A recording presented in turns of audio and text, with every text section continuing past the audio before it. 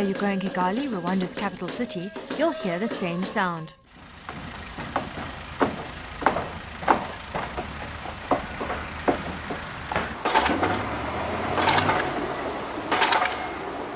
That's because people are building houses, offices, hotels, roads, and laying fiber optic cables. While the world economy slows down, one of Rwanda's biggest challenges is how to manage the growing demand for property. Well, construction has grown at an average of 16% over the years, and we've seen actually that particularly last year it grew at a very large 25%, which is really, really high. But that also has shown that the demand for the construction products and services is very, very high. We know that the real estate sector has been hit in other markets, but we also note that ours is still stably growing, and we also see that investors are looking for where else they can invest that still has a very good demand and a supporting environment, and this is what we're offering as a country. But this is no surprise. It's all part of Rwanda's Vision 2020 plan. The country's strategy that aims to turn Rwanda's economy into a middle-income country by 2020, achieve a per capita income of $990 a year and an annual growth rate of 7%, transforming this little landlocked country into a competitive regional force. But the implementation of this vision is facing some troubles ahead as the global economy slows. The Rwandan economy grew by 11.2% last year, but we factored in this economic downturn, and we are projecting that the economy is going to grow around 6%. We are confident that can be higher than that, but we just wanted to be prudent and plan realistically. But as we see figures like in exports, like in tourism, in tourism there is no significant reduction, but for export, for instance, our coffee is being affected somehow, and the mining as well. So we thought it was wise to revise our growth projections accordingly. They say you can tell how a country runs by its public transport system. Here in Kigali, I can tell you it runs like clockwork.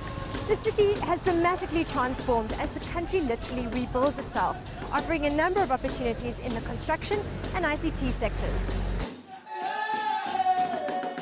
Kigali city during genocide and war was hardly hit, very badly damaged, both in terms of the human loss and also the loss in terms of infrastructure. 15 years on, I'm happy to say that we have achieved quite a great deal. We've made quite a great deal of improvement.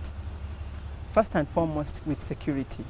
You can imagine a country that has had war and genocide. 15 years on, we now boast of a very safe city where people can move freely during day and night. And this isn't security in terms of probably lack of crime and harming, but it's like people are living together amicably. Kigali is one of the fastest growing cities in Africa today. Economically, it's very vibrant. It has booming business. We've got investors coming on board, both from within and from without.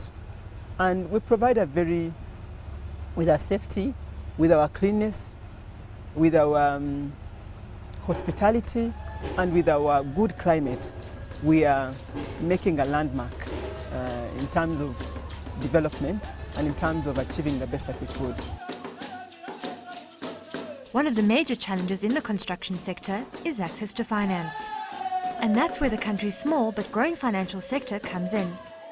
Although financial services only contributes around 5% to the country's GDP, it's been growing at 20% over the last 5 years. The sea market really plays a huge role. Remember, the capital market is always long-term financing.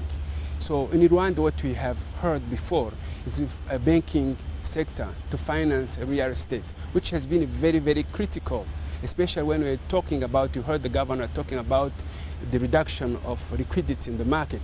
If we had a very active capital market, which is but is young, a market, believe to develop in this field, we believe we need to develop new products in real estate industry and the construction. So what we are doing is we can come up with a couple of our products like a real estate investment trust. So that's one of our products. We can work in the real estate side and then finance developers, the construction, or everyone who wants to invest in the housing market. So we can really play a huge role. I'll give you an example. The Rwanda Commercial Bank, back in 2008, they have issued a bond for 5 billion Rwandan francs. They used this money to lend, to finance the mortgages, loans. So this has helped a lot for real estate businesses.